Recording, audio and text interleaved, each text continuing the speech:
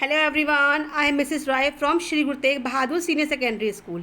In a previous video, we have discussed about classification of business activity, industry, commerce में हमने trade तक पढ़ लिया था. Trade meaning of trade, like trade, home trade and foreign trade के बारे में हमने पूरा डिस्कस कर लिया था. Today we are going to start auxiliaries to trade. ये क्या चीज़ होती है, ध्यान समझिएगा. It refers to all those activities which are undertaken to overcome the hardest list appearing in the way of trade. ये वो एक्टिविटी होती हैं जो ट्रेड के बीच में जो कठिनाइयाँ होती हैं उसको सॉल्व करती हैं, उससे हमें बाहर निकालती हैं. कैसे? जैसे मान लीजिए अगर हम ये commerces include not only the trade but also the various of subsidiary activity. बहुत सारी एक्टिविटी जो होती है उसमें इंक्लूड होती है. जैसे अब एक बात की सिंपल सी बात है, मेरे को एक बात बताइए, क्या कंपनी या प्रोड्यूसर क्या कभी आके आपके घर में सामान को सेल करता है? नहीं. हम क्या कंपनी से सामान खरीदते हैं? नहीं. हम क्या सीधे जाते हैं कंपनी के, यानी कि हम एलजी कंपनी में गए और हमने बोला कि हमें फ्रिज चाहिए, क्या हमने ऐसे किया? नहीं. आंसर है नो. क्या होता है कि अब मान लीजिए एक प्रोड्यूसर ने सामान, कंपनी ने सामान बनाया, अब वो सामान कैसे बेचेगा? क्या कंपनी घर घर आके सामान बेचती है? नो.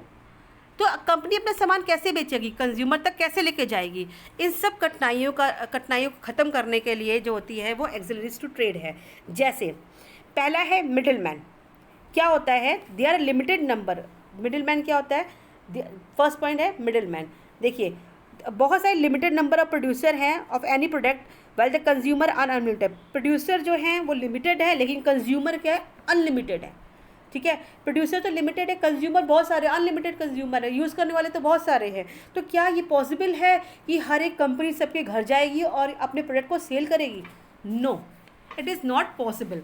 अगर ऐसा कैसे होगा कि हम अपने प्रॉब्लम ये कि हम अपने गुड्स का सेलिंग परचेजिंग कैसे करेंगे?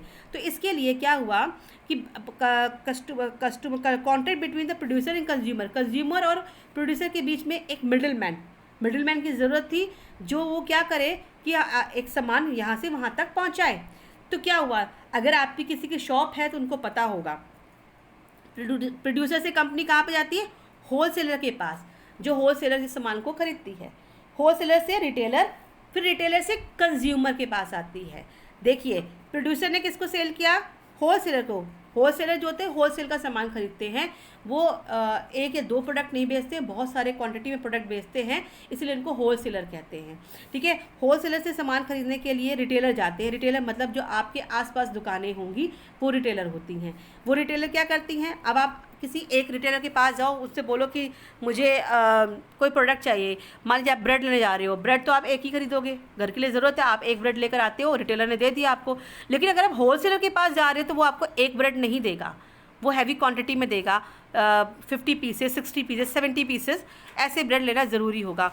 तो हम क्या करते हैं? हम रिटेलर के पास जाते हैं. तो प्रोड्यूसर किसके पास जाएगा? होलसेलर से रिटेलर से कंज्यूमर. तो ये जो बीच के लोग हैं, प्रोड्यूसर और कंज्यूमर के बीच के जो लोग हैं, होलसेलर और रिटेलर, ये क्या कहलाते हैं? Middle man. क्या कहलाते हैं? आपके मिडिल मैन. नेक्स्ट आता है transport and communication. That is very important. अब हमने कम्युनिटीज़ जो है मैन्युफैक्चर कर ली. ठीक है, अब जो मैन्युफैक्चर करिए, आसपास का कोई इलाका नहीं है जहाँ पर हम बेच सके, तो हमने क्या करना पड़ेगा?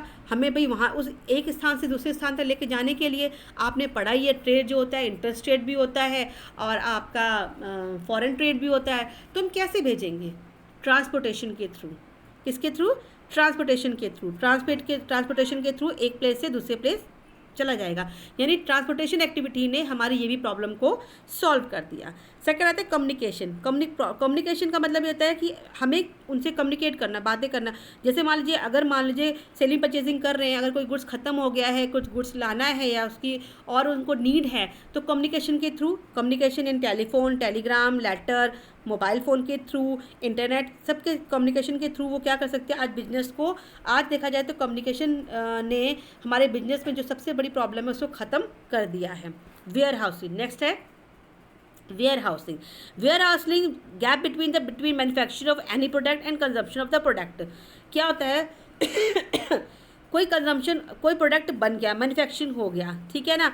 अब वो मैन्युफैक्चरिंग होने के बाद अब उसको यूज़ मतलब बहुत टाइम तक उसको रखना है, ठीक है। तो क्या करेंगे, उसको हम वेयर हाउस वहाँ पर होता है जहाँ पर गुड्स, जो लार्ज स्केल प्रोडक्शन गुड्स होता है उसको लार्ज क्वांटिटी में रखा जाता है, ठीक है, उन्हें हम कहते हैं वेयर हाउस। तो अगर देखा जाए तो ये भी प्रॉब्लम सॉल्व हो गई। इंश्योरेंस, बिजनेस छोटा हो या बड़ा हो, कभी भी कुछ भी हो सकता है, कुछ भी हो सकता है, एनी टाइम डैमेज हो सकता है, चोरी हो सकती है, जल सकता है, नेचुरल क्लाइमेट के थ्रू कुछ हो सकता है, कोई भी रिस्क हो सकता है। बिजनेस है तो रिस्क है, इवन किसी भी चीज़ का रिस्क है। तो इसीलिए इंश्योरेंस कंपनी इस तरह की फैसिलिटी देती है ताकि अगर आपका कोई नुकसान हो तो थोड़ी भरपाई वो हो जाए। बैंकिंग, आज banking is a backbone of business, business का बैकबोन है बैंकिंग। बैंकिंग ना हो तो बिजनेस आप सोच भी नहीं सकते। ये एक एक चीज़ के लिए रिक्वायरमेंट है बिजनेस, बैंकिंग। अगर आप रॉ मटेरियल परचेज कर रहे हो और सेल कर रहे हो, या किसी बिजनेसमैन को, या आप इंटरनेशनल ट्रेड कर रहे हो, इंपोर्ट एक्सपोर्ट कर रहे हो, कुछ भी कर रहे हो, बैंकिंग इज़ वेरी इंपॉर्टेंट, ठीक है। लोन लेना है तो बैंकिंग, अगर किसी को पेमेंट करनी है तो बैंकिंग के थ्रू आप कुछ भी, बैंकिंग के बिना आप कुछ नहीं कर सकते। तो banking is the backbone of business, ये सबसे इम्पॉर्टेंट पार्ट है। नेक्स्ट है एडवर्टाइजिंग। आज कंपिटिटिव मार्केट है, आज देखा जाए तो कंपिटिटिव मार्केट है, कंपटीशन बहुत है, बहुत ज़्यादा कंपटीशन है। तो एक अच्छा बिजनेसमैन क्या करता है, वो चाहता है कि कंज्यूमर उसके बिजनेस में इन्वेस्ट करें। कंज्यूमर इन्वेस्ट कैसे करेगा, जब कंज्यूमर को उसके प्रोडक्ट के बारे में नॉलेज होगी।